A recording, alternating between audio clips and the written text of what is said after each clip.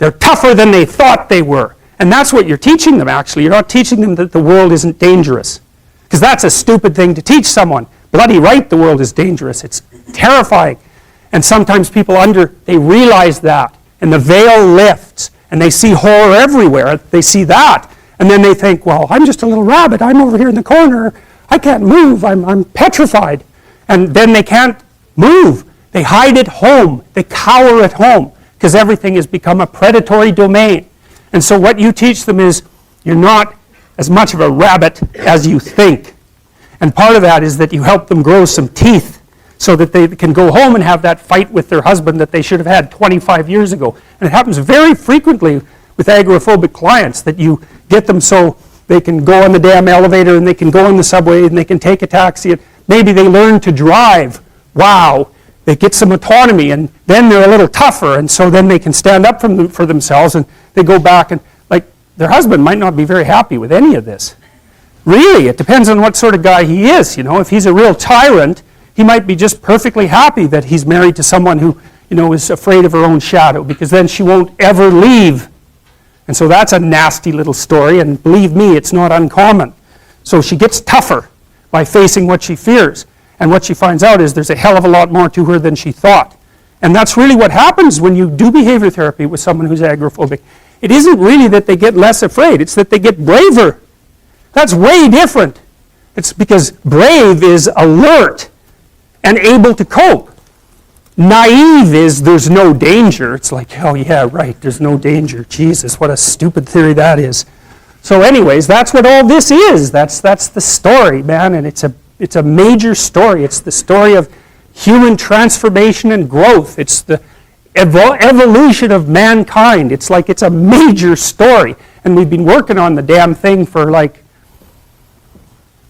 God only knows how long. You know, snakes and primates co-evolved, and our vision, our sharp vision, seems to have been an evolutionary adaptation forced on us by the presence of predatory snakes. And we're talking tens of millions of years ago. And human beings have unbelievably sharp eyesight. The only thing that can outsee us is birds of prey. And they have, like an eagle, a bald eagle, has eyes as big as ours. And it has two foveas. The fovea is the central part of the vision. So an eagle is all eyes, man. And so, but human beings, we're kind of like that too. And like half our brain is devoted to visual processing. We have acute vision. In Madagascar, where there are primates with no predatory snakes, they're lemurs, they can't see worth a damn.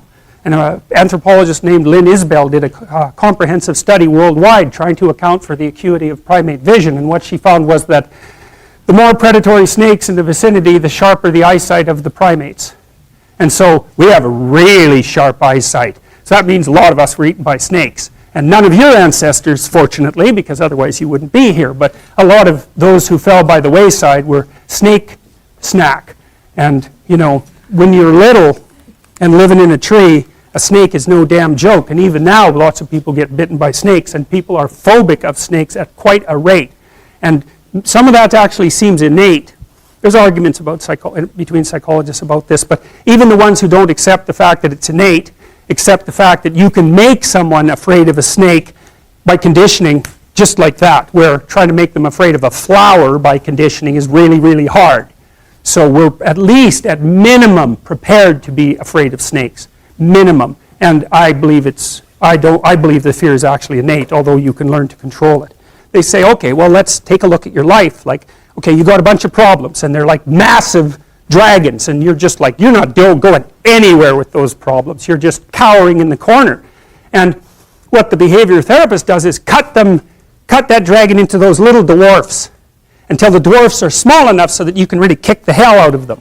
And so, but the way they do that is they take the problem and they decompose it into elements that are small enough that you have a reasonable probability of mastering them. So you take the problem apart into its micro problems, careful analytic process. And then you think, okay, well, how could we progress a little bit this week? And some of that is to practice facing things you're afraid of. So like if you're agoraphobic and you can't get on an elevator, you can't get on a taxi, and you can't stand up to your husband, and I'm saying husband because most agoraphobics are women, most of them are middle-aged women, and most of them were too dependent for most of their life. So that's a monster. It's like society, husband, elevator, taxi, subway. It's a monster, and it's that place you will not go. And that's because you feel this high and everything else looks this big. And so, and partly that's because you've run away, and when you run away from something, it grows and chases you, which is, well, it's exactly what happens to a prey animal, man. If you go in the woods and you find a bear, especially a grizzly, well, you're in real trouble if it's a grizzly. But if it's a black bear, you know, generally speaking, if you stand your ground and make a hell of a lot of noise, that thing will leave you alone. But if you run, well, what's it supposed to think? It eats things that run from it.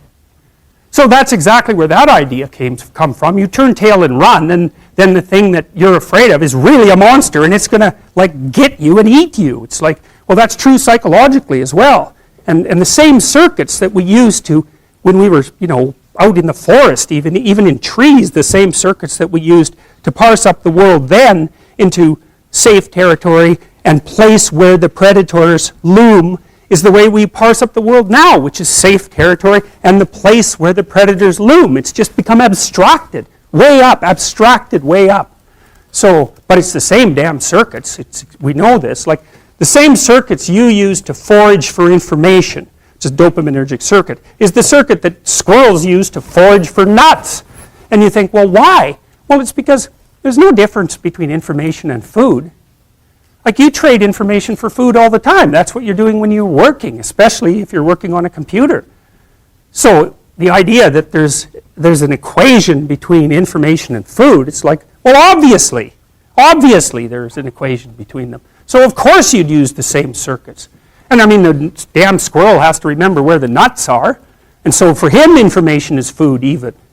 So and what happened to human beings is that we started thinking, hey, maybe it's better to go after information than it is to go after food. Because going after information produces more food than just going after food.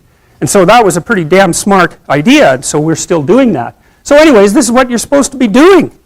And this is what behavior therapists do. They decompose your problems. What are you afraid of? Well, okay, you're afraid of everything. Well, let's get something specific you're afraid of. Well, I'm afraid of an elevator. Okay, an elevator. So I have a client, she's afraid of elevators. The elevator door opens, she goes, that's a tomb.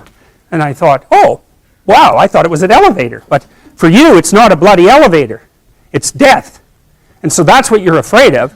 It's worse than that. You're afraid of being trapped inside there in the dark, alone, not knowing if anyone is going to rescue you, stuck there with your damn imagination, freaking out. It's like, and if that's not, and then maybe you have a heart attack because you're so terrified and you die. It's like, you know, so that's the elevator. Well, it's no bloody wonder that no one's going to get into something like that. And then maybe underneath that is your distrust in the mechanisms of society, right? Because, you know, a normal person, those weird creatures, they'll get an elevator, what the hell, they don't care. And partly it's because they have an implicit belief, even if the thing stops, somebody will come along and rescue them. And usually you don't even think about it, right? It's like, oh, what the hell, it's an elevator. It's like, the danger is invisible to you. And it's partly because you implicitly trust the structure. And so maybe you go into the unconscious presuppositions of the person who is terrified of the elevator and the subways, and you find out they have a real problem with trusting authority. And that's partly why they don't get along with their husband and why they've never been able to stand up for themselves. So then you say, okay, well, you're afraid of the damn elevator, but it's not an elevator, it's a tomb. And the tomb is partly you and it's partly the elevator and partly your unconscious mind. And so, well, what can you handle? Can you go and look at an elevator from 10 feet away? It's like, yes. Okay. How about 9 feet away? Yes. 5 feet? Yes. 4 feet? No. Okay, no problem. 4.5 feet. We're going to go from that elevator. And we're going to look at the damn thing until you're bored of it. Because that's what we're trying to... You should be bored of the elevator. Because then you're not afraid of it, obviously. It's like, it's an elevator. You just don't notice it, right? All these things around here that you don't notice, I'd take you out of here and ask you what color the walls are. You haven't got any idea. You know, I suspect for most of you, there's not a chance you'd be able to identify the gender of the person who's sitting next to you, unless you know them. It's like you just don't remember anything. And why should you? Everything works. Like, you don't have to pay attention to it. It's like, is that staying up? Yeah, it's still up. Yeah, it's still up. Still up. And it's like, really? No. No, you get bored of that real quick, and so then you just ignore it. But the agoraphobic has had that veil of ignorance torn away, and what they see behind it is mortal threat, and so that's really what you're helping them deal with. And so this week they're 4.5 feet from the elevator, next week they're a foot from the elevator, and the week after that the horrible gates of hell open and they look inside and they don't run, and so hey,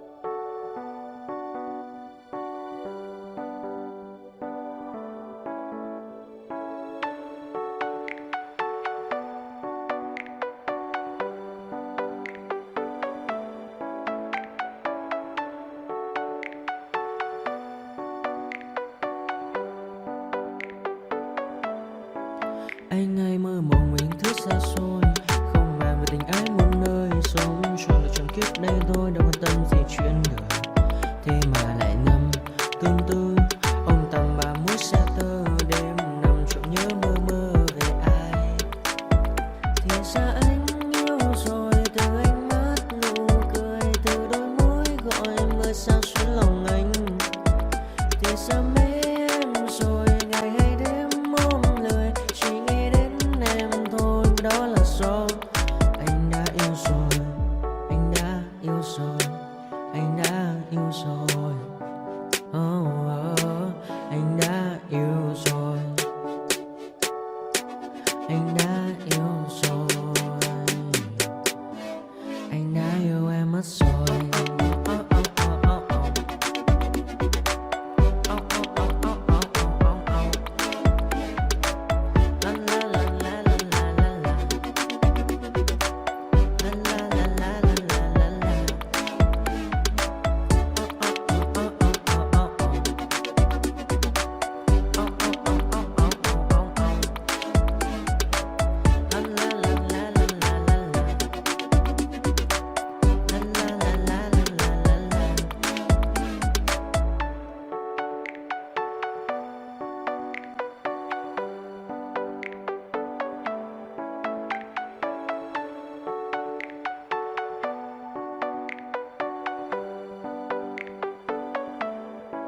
Anh hay mơ mộng mình thứ xa xôi, không màng về tình ái muôn nơi, sống cho là trọn kiếp đây thôi, đâu quan tâm gì chuyện đời. Thế mà lại nằm tương tư, ông tầm bà mút xe tơ, đêm nằm trộm nhớ mơ mơ về ai. Thì ra anh yêu rồi, từ ánh mắt nụ cười, từ đôi môi gọi mưa sao xuyến lòng anh. Thì ra mê em rồi, ngày hay đêm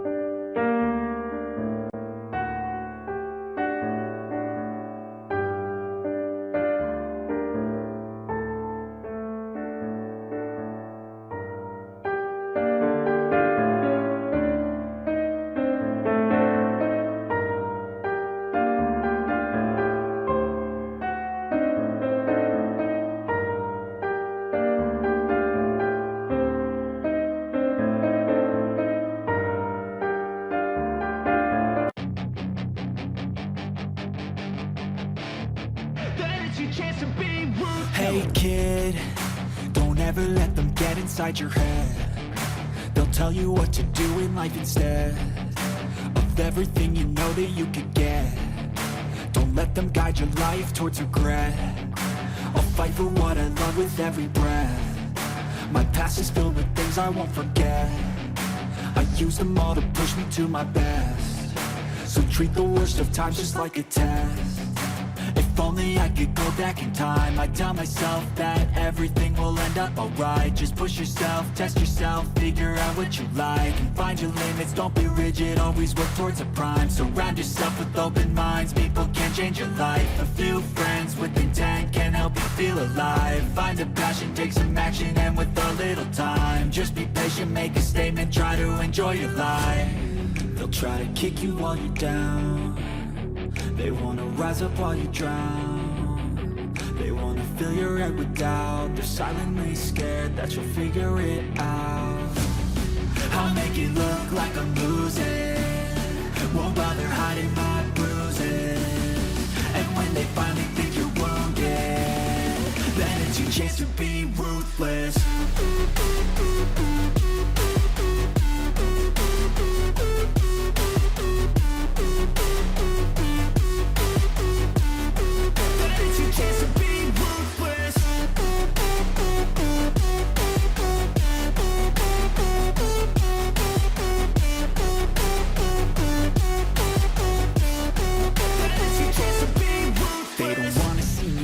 They don't wanna see me care. Anytime I make some progress, I can see that they compare. I think everyone's against me, maybe something in the air. Am I paranoid? I swear a void is forming and they're scared I walk a